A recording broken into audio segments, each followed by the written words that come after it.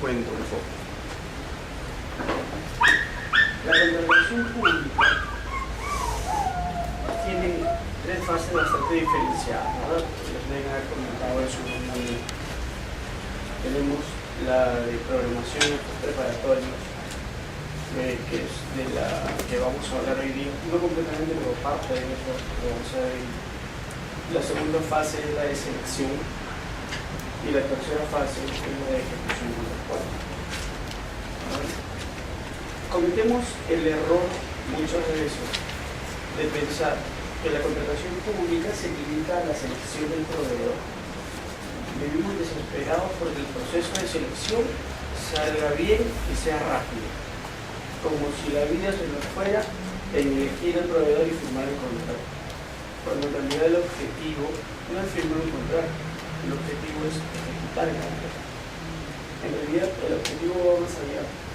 Cuando una entidad decide contratar, lo que está buscando es satisfacer una necesidad, ¿verdad? Entonces, cuando compramos mesas, en el fondo no queremos las mesas.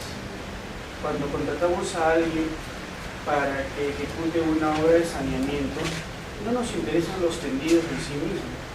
O si es que vamos a comprar vehículos, las camionetas no son, o sea, es lo que necesitamos, pero no es lo que perseguimos. Lo que buscamos es lo que está detrás de esa compra. Las camionetas, por ejemplo, podrían ser para incrementar la capacidad resolutiva del servicio de serenazgo. Ese es el objetivo. Esa es la necesidad que se busca satisfacer. Las carpetas son para incrementar las aulas de un colegio. Ese es el objetivo de la contratación, esa es la necesidad que perseguimos. O si es, por ejemplo, el tendido de agua de redes de agua potable busca mejorar el sistema de saneamiento de una población. Entonces, cuando contratamos, lo que estamos buscando es satisfacer una necesidad. Y aquello que compremos es simplemente el medio que nos va a permitir satisfacer esa necesidad. Por lo tanto, nuestro objetivo no es contratar, es ejecutar el contrato. Porque solamente si el contrato se ejecuta bien, la necesidad se va a ver satisfecha. Así de elemental es el tema.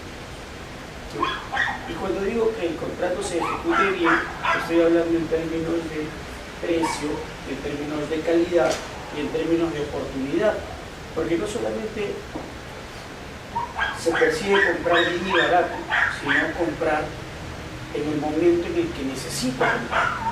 Porque las carpetas en marzo podrían ser geniales para comenzar el año escolar, pero las carpetas en junio ya no sirven nada. O por lo menos mi necesidad no se ha visto satisfecha adecuadamente, ya que durante los primeros 3 meses del año los chicos han estado en carpetas inadecuadas, ¿verdad? Entonces, satisfacer una necesidad tiene que medirse en términos de calidad, de precio y de oportunidad. Eso es lo que perseguimos con la contratación. Y les acabo de decir que para lograr eso, el objetivo es que el contrato se ejecute. Y para que el contrato se ejecute bien, no solamente es importante elegir un buen proveedor, pero lo más importante es tener claro qué necesito comprar y cómo es que voy a comprar. Y eso no se determina durante la fase de selección, eso se determina durante la fase de preparatorio. Desde mi punto de vista, la fase de programación de actos preparatorios es la más importante de toda la contratación pública y es a la que menos importancia se le suele dar dentro de las entidades. ¿Por qué? Porque estamos muchas veces más guiados por la coyuntura política o por la búsqueda de aplausos que por la real satisfacción de necesidades, ¿verdad? Más de una vez ha llegado el jefe y nos ha dicho, ¿sabes qué? Tienes que comprar esto para mañana. Pero eso es imposible. No, mira, ya, yo sé que para mañana es una exageración, pero este proceso lo tienes que convocar a más tardar el lunes. Bueno, pero estamos miércoles, ¿cómo voy a convocar el proceso el lunes? ¿Quieres conservar tu trabajo o no? Sí, ya, entonces me lo convocas el lunes. ¿Ya? Y uno como logístico tiene que volverse mago, ¿no? ¿Por qué? Porque en 3 días tienes que armar todo el expediente de contratación, lo que implica definir los requerimientos, hacer estudio del mercado, verificar las condiciones, determinar el valor referencial, aprobar el expediente, elaborar las bases, designar el comité y todo lo demás. Eso en 3 o 4 días. Ya vamos a ser buenos, una semana. Entonces, posiblemente el día lunes convocamos el proceso. ¿Pero qué creen que vamos a tener? Vamos a tener un proceso de selección súper problemático, porque seguro que las cosas, como se hicieron rápido ya en la carrera, van a tener muchos errores, por decirlo menos. Entonces, van a haber N consultas, N observaciones, la gente va a pedir pronunciamiento y posiblemente cuando tratemos de buena pro, alguien presente un recurso de apelación porque no se encuentre de acuerdo con las decisiones que hemos tomado. Ya está. Puede ser que ese proceso finalmente concluya y se otorgue la buena pro, se firme el contrato. ¿Cómo creo que va a ser el contrato? Igual que normal. Porque seguro que van a haber defectos que van a hacer que el cumplimiento de la prestación sea imperfecto. El proveedor va a venir un día con unas carpetas y yo le voy a decir, estas no son las carpetas que yo necesito. Y él me dirá, bueno, pero estas son las que pediste. Ah, pero el requerimiento estaba mal definido. Ese no es mi problema, eso es lo que tú me pediste y eso es lo que yo te estoy entregando. Entonces vemos que los defectos de los actos preparatorios redundan en perjuicio tanto del proceso como de la ejecución contractual. Durante los actos preparatorios yo decido qué comprar, decido cuánto pagar, decido cómo voy a comprar y cuáles son las condiciones que voy a exigir. Entonces, si eso está muy bien. Cuando hay no procesos de compras directas, también se tiene que ver el costo-beneficio, porque alguien te dice, ya, yo quiero una computadora hoy día, te quiero, pero el proveedor te la va a pelear mucho más cara, porque ya aparte, ¿cuánto le pagarán de cada 2 meses y te pagas? Claro. Entonces, definitivamente tú le vas a pagar mucho más porque está encima del mercado, porque no quieres hoy día, pero eso, ahí va a tener un problema. Mira, podrías tener un problema, o sea, porque yo tengo 2 proveedores que me dan su apuesta. En teoría, una compra directa no tiene reglas preestablecidas, ¿verdad? Es comprar siguiendo nuestro criterio y nada más. Puede que tú consigas un par de cotizaciones y seguramente que vas a optar por la más barata y la que te ofrezca mejores condiciones. Igual esto va a estar por encima del precio del mercado porque venderle al Estado es más caro que venderle a un particular, o sea, definitivamente el costo de transacción es más alto. Sin embargo, la Contraloría tiene una manera de pensar bastante cuadriculada, por decirlo realmente. Y va a venir y te va a decir, mira, aquí en la esquina, esa computadora cuesta 2.000 soles, tú porque has pagado 2.800. Y tú le vas a decir, claro, pero si usted va a la esquina y ve la computadora y la paga y se la lleva a su casa, le cuesta 2.000. Pero a ver, dígale a ese mismo proveedor que venga, prepare una propuesta, se inscribe en el RNP, presente una garantía y espere mes y medio, en el mejor de los casos, para que yo le pague, a ver si es que le va a costar los 2.000 soles que cuesta en la tienda. Y el auditor te va a decir, pues no sé, a mí he conseguido 3 cotizaciones de 3 tiendas diferentes y me han dicho que cuesta 2.000 soles, ya 2.200 es la más cara. Y tú has pagado 2.800, así que vas preso porque seguro que te has repartido con el proveedor en exceso. Esa es una manera de pensar que tenemos. Y cambiarles el esquema es bien complicado. Bueno, discutir con un auditor es bastante complicado.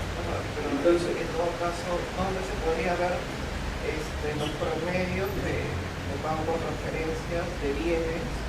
No existe. Porque eso, o sea, entre vinculados, entre empresas privadas existe. Porque la misma suma te dice, ¿sabes qué? Tú, como eres vinculado, tú tienes que estar dentro del mercado, tú no puedes pagar allí más dinero para controlar los precios. Ya, pero salvo ese cruce que hace la SUNAT que finalmente no es vinculante, porque le sirve a ellos para verificar. Pero en realidad la SUNAT utiliza ese criterio para evitar la evasión. Dice, oye, si es que todo el mundo vende 3.000, ¿tú por qué vendes a 1.500? Me estás mintiendo.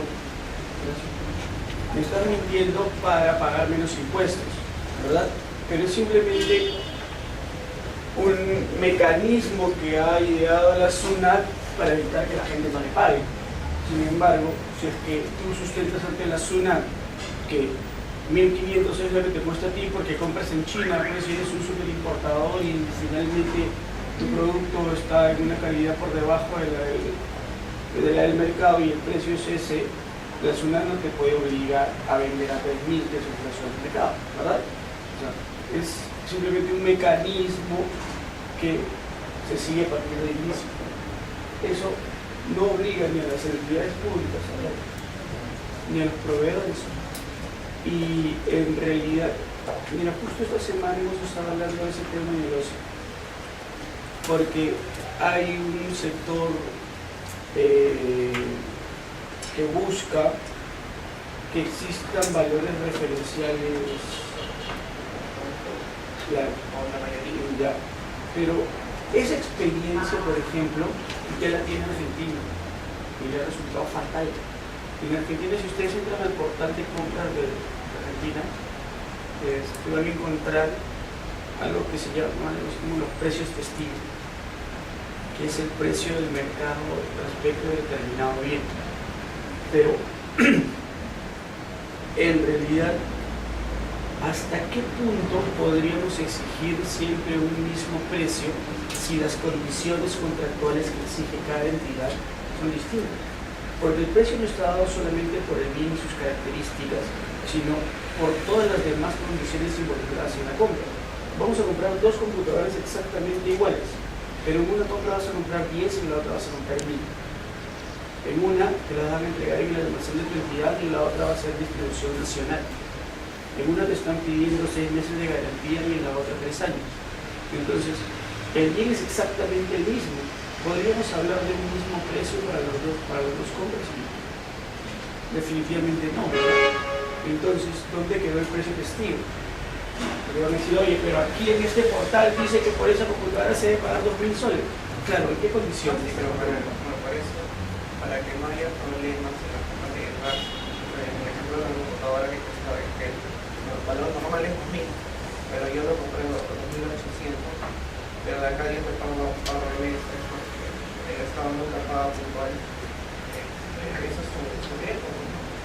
Miren, ahora vamos a ver un poquito de eso. Hay una herramienta o hay un documento que estamos obligados a utilizar, ¿verdad? O a elaborar, que todo el mundo siente que te fastidia, cuando en realidad podría servirnos de varias cosas, que es el famoso resumen ejecutivo. Cuando ustedes calculan su valor referencial, tiene que ser un resumen ejecutivo, ¿verdad? Entonces lo hacemos medio mecánicamente y le ponemos pues todos los datos que el formatito que está en la página web de se me exige poner. Pero, por ejemplo, en ese resumen ejecutivo, tú podrías hacer ese análisis y decir, estas son las cotizaciones que he recibido y estos son los precios que he encontrado. ¿Por qué? Porque no solamente es el costo del bien, sino que en este precio está incluido tal cosa, tal cosa, tal cosa, tal cosa y tal cosa. A partir de todas estas condiciones, el mercado espera recibir esto, que es distinto al precio que uno obtiene en una tienda, porque justamente hemos involucrado estos otros conceptos que no se presentan en una compra particular y que me llevan a pagar tanto por este bien. ¿Ya? Entonces, cuando venga la auditoría y tú le cuentes ese cuento, él no te va a decir, te lo estás inventando ahorita para levantarme la observación. Pero te lo vas a decir, no, eso formó parte del análisis que me llevó a decidir la compra, ¿verdad? Y si bien en las compras directas no es obligatorio hacer un resumen ejecutivo, un informe de ese tipo, interno y simple, podría solucionarte varios de los claves. En el tema del Estado es muy importante, aunque a mí me fastidia muchas veces, dejar constancia de todo lo que uno hace. Y constancia no solamente por cumplir, sino documentación sólida respecto de las decisiones que nosotros tomemos, ¿verdad? Sino que como una vez más nos exigen hacer toda la carrera, hay muchas cosas de las que prescindimos. Total, en realidad no estamos quitándonos el problema de encima, simplemente estamos difiriéndolo. no lo vamos a tener ahora, lo vamos a tener a fin de año que viene el control. O lo vamos a tener luego cuando veamos que la compra no es la ideal. Yo cuando converso con las entidades públicas, insisto muchas veces que la programación es imprescindible, no solamente los actos preparatorios, también la programación. Pero vamos a ver, cuando hablemos del plan anual, vamos a ver la importancia de la programación. Ahora tenemos que conversar sobre algunos temas más generales. Antes de ponernos a hablar de los actos preparatorios en sí mismos, tenemos que hablar primero del marco normativo y luego de los famosos principios, a los que no le damos mucha bola, pero que son bastante importantes, como vamos a ver. Primero, a diferencia de nosotros que salimos a la calle, preguntamos por los precios y las condiciones y tomamos una decisión desde nuestro interés particular, el Estado tiene que comprar de una manera más formal. ¿Por qué? Porque se busca fundamentalmente que la compra, además de ser buena, sea transparente y sea eficiente. Porque no nos estamos gastando nuestro dinero, sino que nos estamos gastando el dinero de todos, ¿verdad? Y como nos estamos gastando el dinero de todos, hay que gastárselo bien y hay que rendir cuentas respecto al gasto. Por eso es que el procedimiento de compras está regulado y por eso es que existe la ley de contratación. La ley de contrataciones, no hay una nueva ley de contrataciones a partir del 20 de septiembre. La ley de contrataciones sigue siendo la misma, el decreto legislativo 1017, ¿verdad? Y el reglamento sigue siendo el mismo, el decreto supremo 184-2008 de Economía y Finanzas. Lo que entra en vigencia a partir del 20 de septiembre es una modificación a esta ley, a este reglamento. Lógicamente, para modificar la ley se requiere otra ley. Por eso es que nosotros ahora decimos, hay una nueva ley de contrataciones. No, en realidad no, la ley de contrataciones sigue siendo la misma. Lo que ha sucedido es que se ha modificado. Y lo mismo pasa con el reglamento. Ese es el margen general, el margen dentro del cual, o la regulación dentro de la cual nos movemos cuando compramos. Y esa regulación tiene en uno de sus primeros artículos los famosos principios. ¿De qué trata esto en principios? Bueno,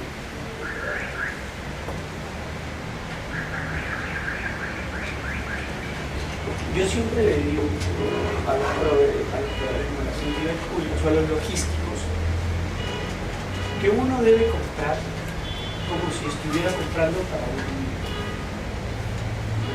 Si uno empieza a comprar como si fuera para ti, las cosas se simplifican mucho. ¿Por qué? Porque como te involucras en la compra, empiezas a tomar decisiones cada vez más eficientes. ¿Verdad? Que hay que seguir un procedimiento, sí, pero detrás de ese procedimiento tiene que estar el sentido común. Eso es lo que nos dicen los principios, en realidad. Son reglas de sentido común. En el Perú y en casi toda Latinoamérica, lamentablemente, los principios están por detrás del derecho positivo. Ustedes me imagino que la mayoría son abogados, ¿no? Sí. ¿Alguno tiene la mano suave de hacerlo? Yo no muestro los abogados porque yo soy abogado. Así que no me fascina, porque me caen mal los abogados. Les decía, el derecho positivo, para decirlo en términos simples, son las normas escritas. Aquello que está en las leyes, decretos supremos, reglamentos y todo lo demás. Toda regulación escrita se llama derecho positivo. En el Perú, las disposiciones específicas están por encima de los principios. Los principios sirven solamente o los utilizamos solamente cuando nos encontramos ante un vacío normativo. Oye, esta ley no me dice cómo actuar, entonces ¿qué debo hacer? Bueno, vamos a leer los principios y a partir de la regulación que encontremos allí vamos a tomar las decisiones que no puedo tomar a partir de la lectura de la norma. Esa es la idea de los principios en el Perú. Eso en Europa, por ejemplo, ya es diferente. En Europa los principios están por encima del derecho positivo. Existe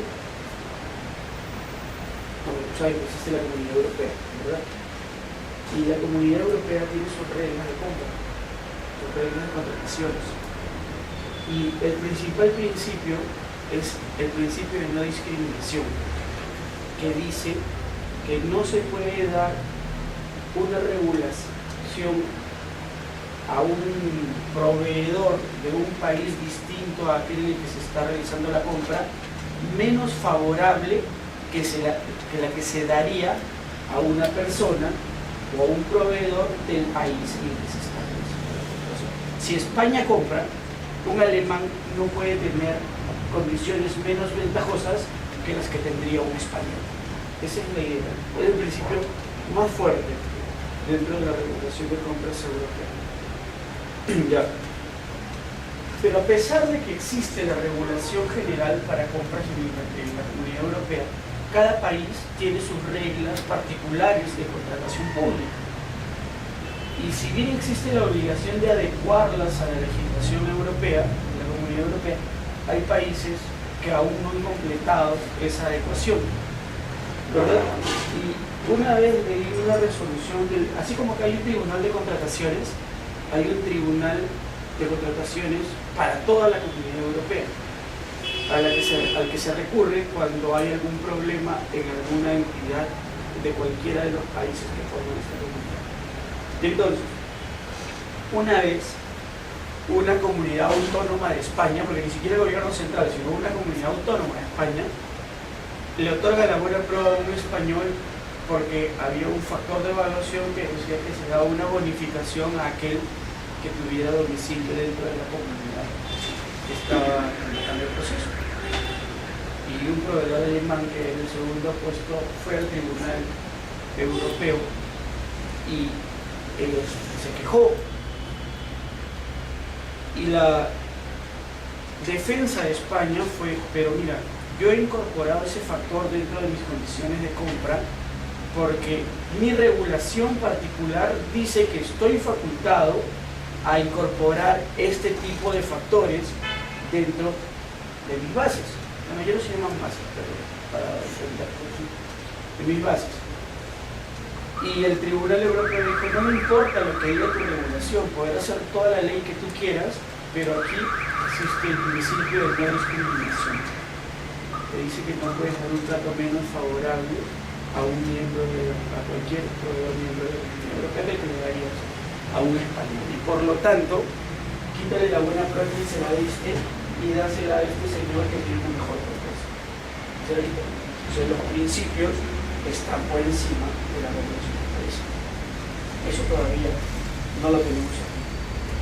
En Nueva Zelanda el tema es más espectacular. Después de Nueva Zelanda realizó una decisión, una pasantía por ahí por algunas personas de Rosa. Nosotros le decíamos, te regalo mi ley de contratación. Ten en cuenta que nuestro sistema de compra es reconocido como uno de los más avanzados de toda Latinoamérica.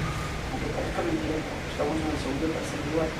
Nuestra regulación, que parece engorrosísima y complicada, es una de las mejores esquematizadas dentro de toda la contratación latinoamericana.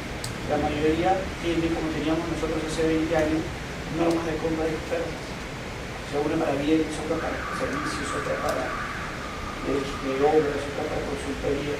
No tiene un ente único que regule las compras. O sea, todavía tiene sistemas bastante dispersos. El Perú está muy bien organizado. Nos gana Chile. Ni siquiera Argentina está por encima de nosotros. Nos gana Brasil, que es el mejor sistema de compra. Pero estamos ahí dentro del top 5 como sistema de compra.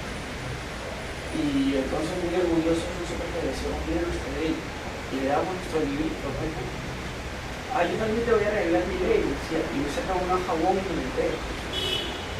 Y la leo, y en esa hoja estaban 7 principios, más o menos los mismos que tenemos nosotros. Y le decimos, Luisa, le decimos, que esta es toda tu ley. Claro. Ya. Yo tengo que comprar siguiendo esos principios. Y dije, esto lo sigo, voy a comprar bien. Y el control, bueno, es un tema de idiosincrasia. Para comenzar, aquí el logístico es uno de los funcionarios más importantes del país, porque se gasta completo. Entonces, es reconocido también en cuanto a remuneración como uno de los funcionarios más importantes del país. Ahora, si es que yo compro mal, voy a perder ese trabajo, que es muy bueno y me da muchas ventajas. Además, si es que me votan por incapaz, nunca más puedo trabajar para el Estado, en ningún puesto, en ninguna entidad. Y finalmente, si es que me votan no solo por incapaz, sino porque he cometido un delito por peso, y de nuevo el peso, se me perdonan o se me voltean. Así que, ¿por qué me voy a complicar la vida y voy a comprar mal? Tengo que seguir estos principios y después me auditarán y responderé a la auditoría. Esa era su ley. Me acuerdo perfecto que eran 7 principios. ¿No? Bueno, es el otro extremo, ¿no? Cero regulación, solo 7 principios. En Europa tiene un principio por encima de la regulación y en Perú y en casi toda Latinoamérica todavía tenemos a los principios como reglas integradoras para cubrir vacíos. ¿Verdad? Pero ahora que vamos a ver cada uno de ellos, nos vamos a dar cuenta que si seguimos lo que dicen los principios, comprar va a resultar mucho más sencillo de lo que nos parece. El principio de desarrollo humano es un principio que todavía nadie entiende, pero que se incorporó allí porque es algo que está muy de moda a nivel mundial. Aunque no deja de tener lógica. El principal comprador del país es el Estado. Entonces el Estado decide incorporar regulaciones o permite que las entidades incorporen condiciones que a partir de esa posición de dominio que le da el ser el principal comprador, exija al particular a mejorar las condiciones de las personas que compran. Esa es la idea que es el principio de desarrollo. Ese principio se podría ver relacionado con, por ejemplo, en la parte tributaria hay beneficios que te da la SUNAT cuando uno contrata gente especial. Te da beneficios. Claro. Pero eso lo eso completamente. ¿No? Es más, dentro de la ley de contrataciones ya se ha incorporado, y eso tiene que ver mucho con el principio de desarrollo humano, que es el beneficio de las MIPES promocionales en caso de empate. Cuando hay empate, ¿qué hacemos? Si estamos en una menor cuantía o una adjudicación directa, le otorgamos la buena pro a aquella MIPE que forme parte de los empatados, ¿verdad? Y si es que es una MIPE promocional, la preferimos por encima de la MIPE promocional. La MIPE tradicional. Las MIPE promocionales son aquellas que están conformadas por más del 30% de personas con discapacidad. Sí existe regulación. Eso estaría vinculado con el principio de desarrollo. La exigencia, por ejemplo, de que las empresas de intermediación laboral presenten las planillas de pagos antes de que la entidad les pague, también está relacionado con el principio de desarrollo humano. Porque sabemos que muchas veces los services contratan contigo, te cobran, pero no trasladan esos beneficios a las personas que destacan. O sea, a ti te están cobrando, por ejemplo, 1.500 soles por un vigilante, pero el vigilante le paga el sueldo mínimo. ¿Verdad? Se puede confirmar eso que firma, pero no me paga. Pero eso... Porque tiene que ver con una banderización. Pero, por ejemplo, ese es un tema que ya no le compete fiscalizar a la entidad pública. Eso es algo que le compete fiscalizar al Ministerio de Trabajo. La entidad, o sea, el nivel de fiscalización al que llega la entidad es: quiero que me des por lo menos las planillas firmadas. Si es que el si es que el operario firma una planilla que no responde a la verdad por miedo a perder el trabajo, ¿ante quién se tiene que quejar? Ante el Ministerio de Trabajo. Oye, yo la he firmado, sí, la he firmado, pero me dicen que si no la firmo, no me paguen ni siquiera la miseria que me van a pagar. Y como yo tengo 4 hijos, porque además la gente que menos gana es la que más hijos tiene, ¿ya? Yo no me puedo arriesgar a quedarme sin trabajo o a que no me paguen los 600 soles que me pagan todos los meses, ¿verdad? Ahora, igual ir al Ministerio de Trabajo implica un riesgo porque todos se pasan la voz y a ese tipo esa vez le pagan, pero no lo vuelven a contratar nunca más, ¿no? Todavía los mecanismos son imperfectos, pero por lo menos hemos avanzado algo en ello. Luego, y así como eso, tenemos varios ejemplos.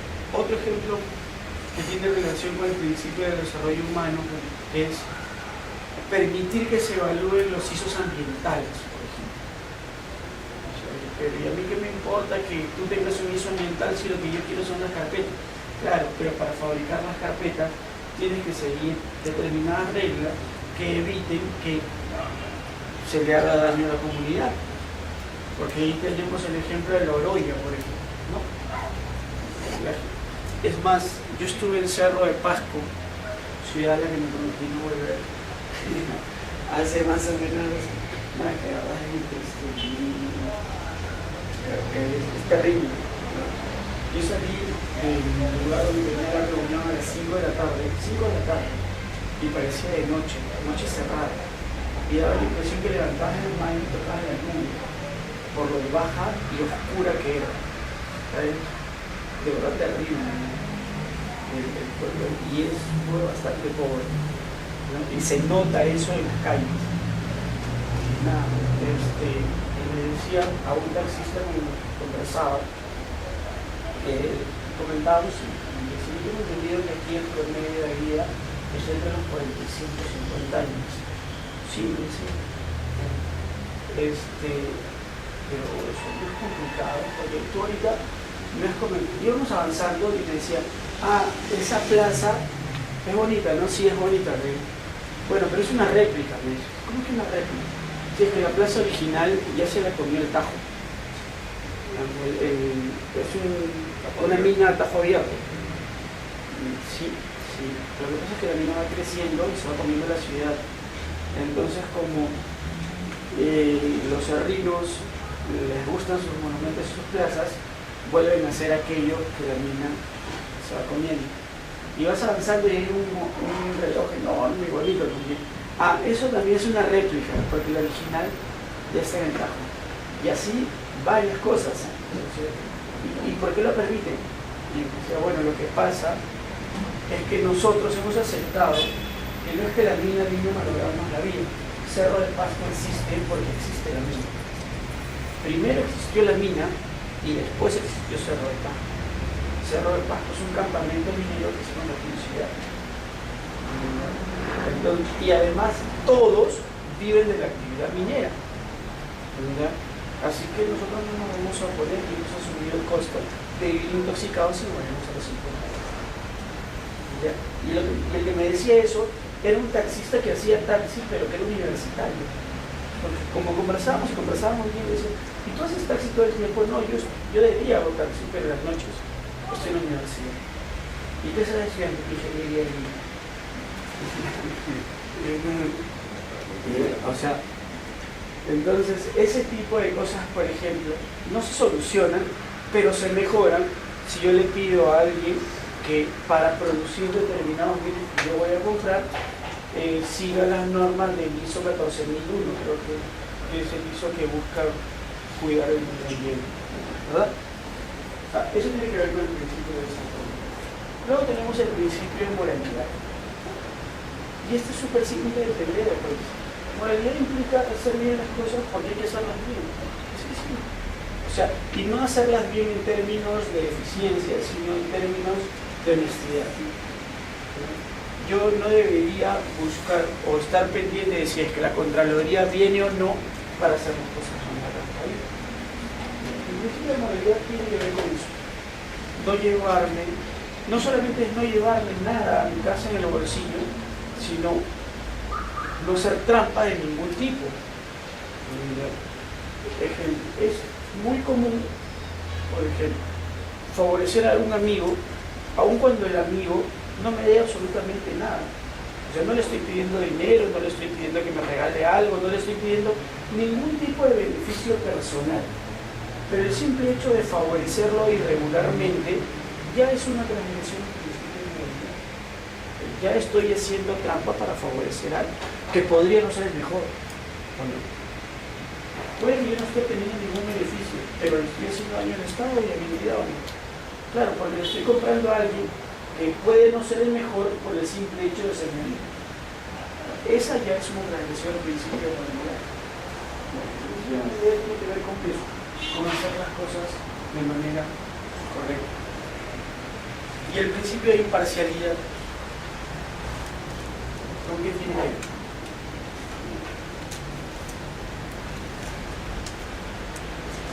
Lo que usted dice, por ejemplo, de Europa, ¿no? Claro. España con Alemania, ¿no? Claro. Tiene que ver, mira, hay mucha relación entre el principio de imparcialidad y el principio de trato justo e igualitario. ¿Verdad? Están muy, muy relacionados. Significa que hay que poner a todos en fila y medirlos dentro de la misma balanza, sin ningún tipo de beneficio adicional por ningún aspecto. Todos deben tener las mismas oportunidades de contratar conmigo.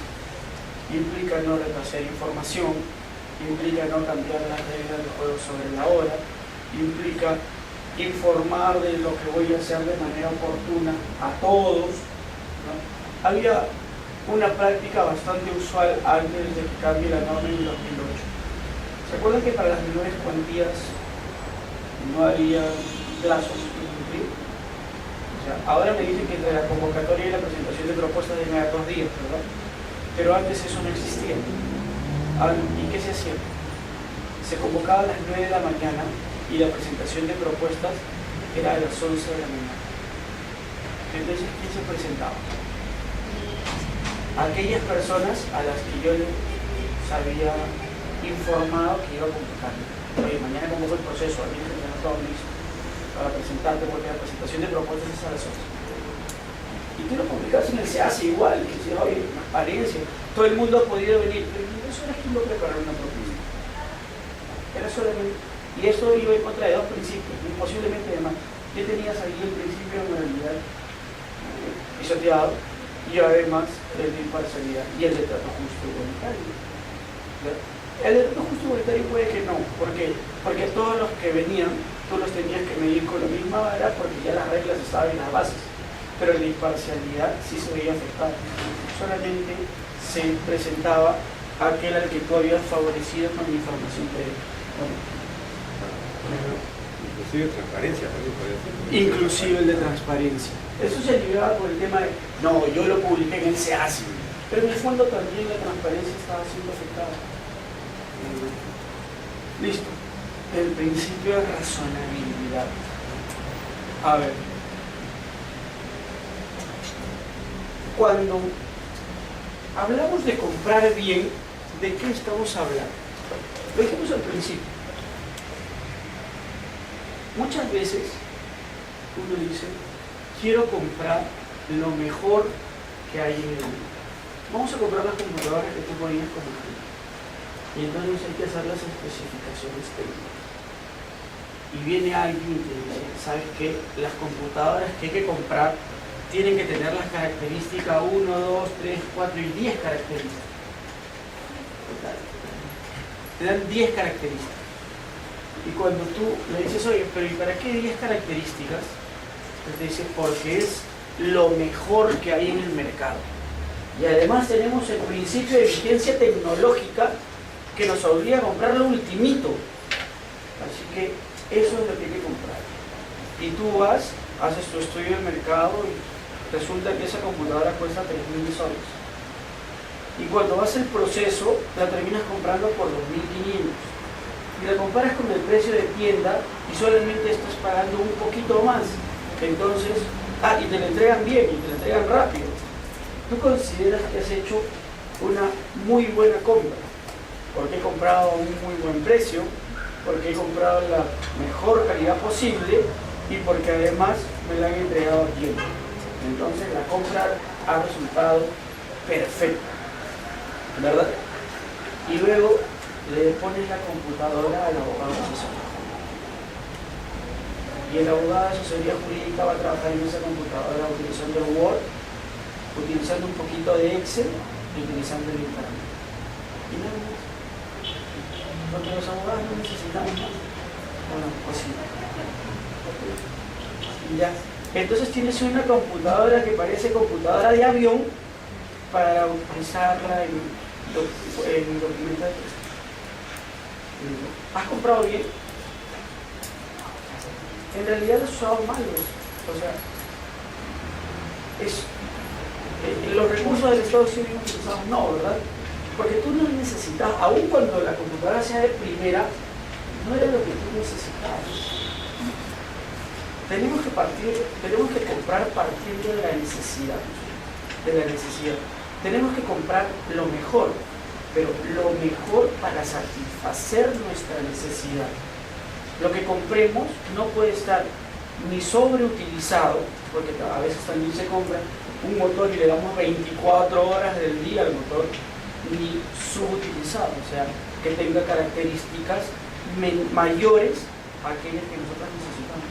En ambos casos habremos hecho una mala compra. Con eso tiene que ver mucho el principio de razonabilidad.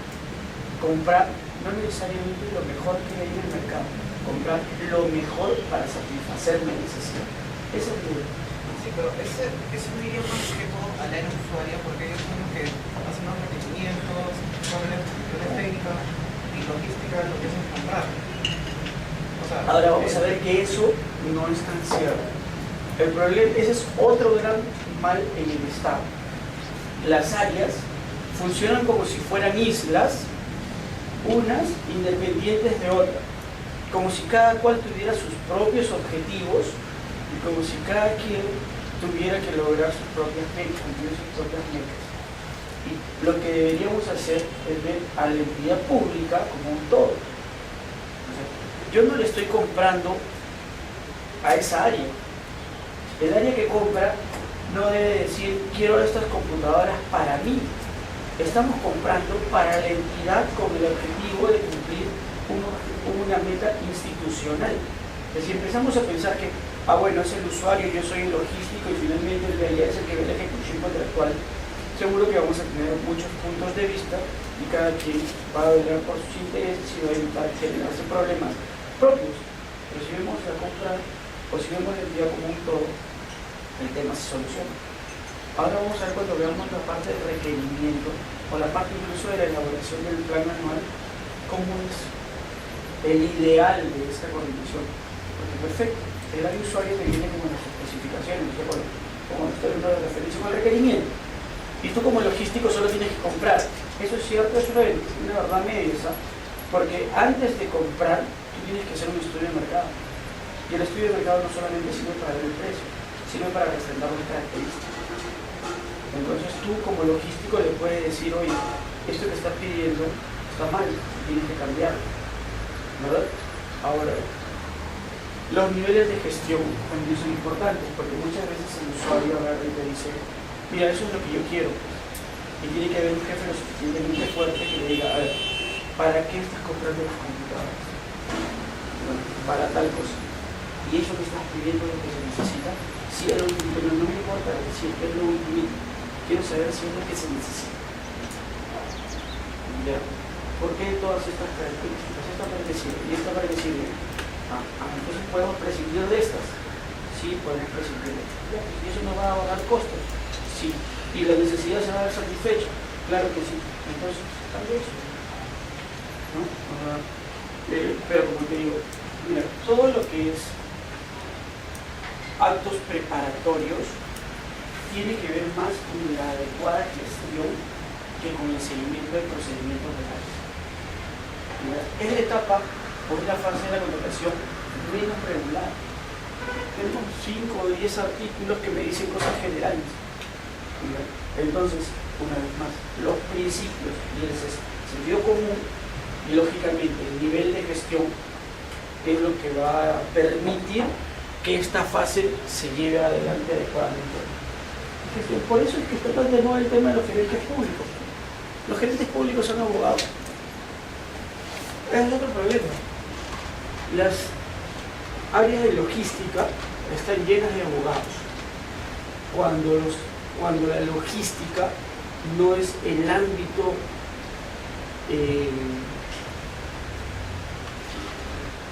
ideal para el abogado, o sea, no es su hábitat. La logística está llena de administradores, de economistas, de estadísticos, hasta de contadores, ¿ya?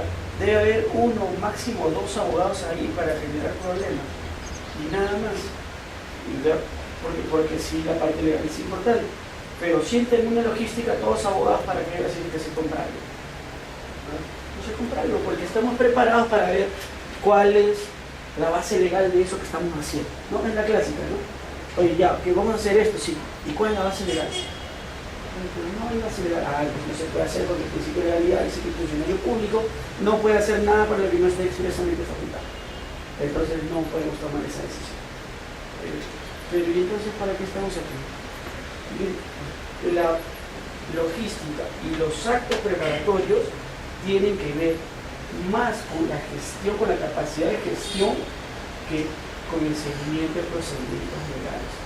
Claro, ¿se necesita ser valiente para eso? Sí, pues se necesita ser valiente para eso. Pero si no somos valientes, no debemos estar en el Estado. Porque el Estado genera más problemas que satisfacción. Cuando un funcionario público tiene más problemas que satisfacción, así que hay que tener vocación para estar metido dentro de la administración pública. Pero fastidia el jefe, fastidia el auditor, fastidia el ocio, fastidia todo el mundo, ¿o no? Entonces, lo que no significa que no debamos trabajar para el Estado, pero si hemos decidido eso, tenemos que asumir todo el costo. Tenemos que asumir todo. Luego, teníamos el principio de eficiencia. ¿Qué significa ser eficiente?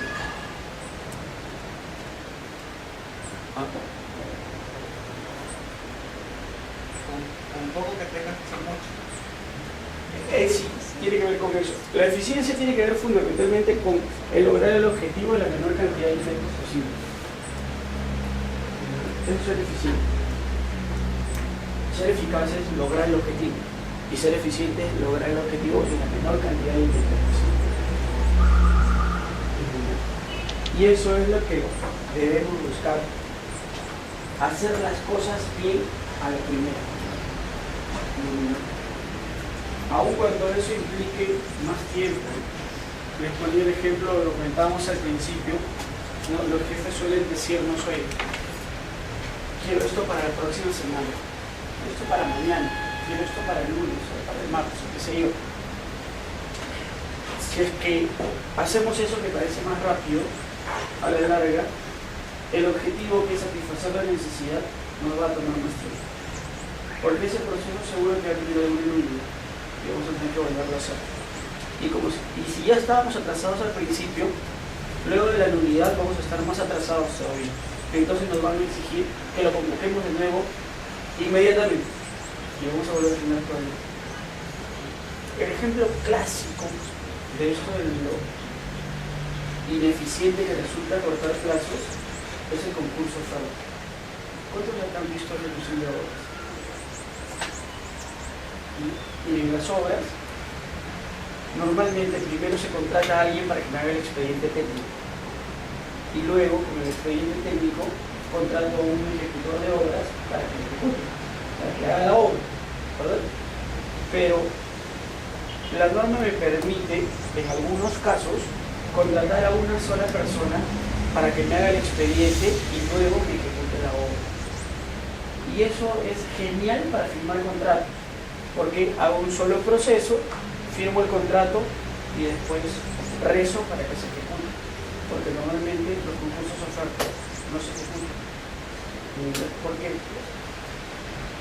Cuando tú le dices a alguien que te ejecute una obra, le tienes que decir cuál es el tipo de obra que vas a utilizar y cuáles son las características y el detalle.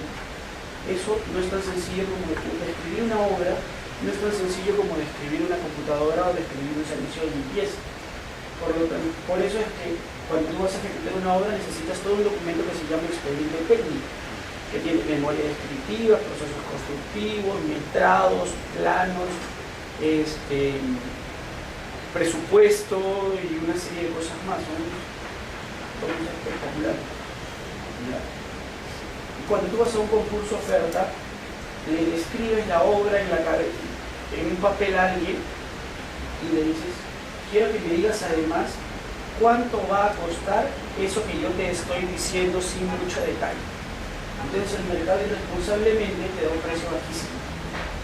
Y luego hacen el expediente y los expedientes arrojan un monto de obra mucho mayor al ofrecido. El proveedor dice, yo te voy a hacer un expediente que proyecte una obra de 10 millones. Y cuando hacen el expediente, la obra cuesta 12 millones, 13 millones. Y el entidad no se lo puede aprobar. Porque tú prometiste proyectar una obra de 10 millones y ejecutar la obra por 10 millones. Y ahora pretendes que yo te apruebe un expediente que ha proyectado una obra de 13 millones y que luego te pague los 13 millones por esa obra. Y eso no es lo que formó parte de tu propuesta. Así que no te puedo aprobar el expediente y por lo tanto lo resolvemos el problema. Y las obras no se llevan. Sí, pero en el caso de que por causas que no están a la disposición, como por ejemplo la subida de las materias primas que tienes que utilizar, ahí no se habla de todo. Ese no sería el problema. En realidad ese no sería ningún problema, porque si el proveedor... Mira, ese no es tan problema que... Ese ejemplo que tú acabas de poner ya está previsto en todas las obras. Todas las obras tienen que incorporar una fórmula de reajuste, que es con la que se calcula la valorización mensual. Pero las obras, ¿cómo se pagan? Al final de cada mes viene un especialista en el tema y se pone a medir todo lo que se ha ejecutado. Verifica cuál es el precio de cada metro y verifica cuál es el precio que dio el proveedor. Sumas, restas y se saca la valorización mensual. Y ese monto es lo que se le paga al contratista. Pero para sacar esa valorización, porque los precios son precios vigentes al momento de la elaboración del expediente. Entonces, con esta fórmula se permite llevar esos precios desde el mes en el que se elaboró el expediente hasta el mes en el que se está pagando. Los materiales, la mano de obra, el combustible, la maquinaria, todos son monomios independientes que tienen un factor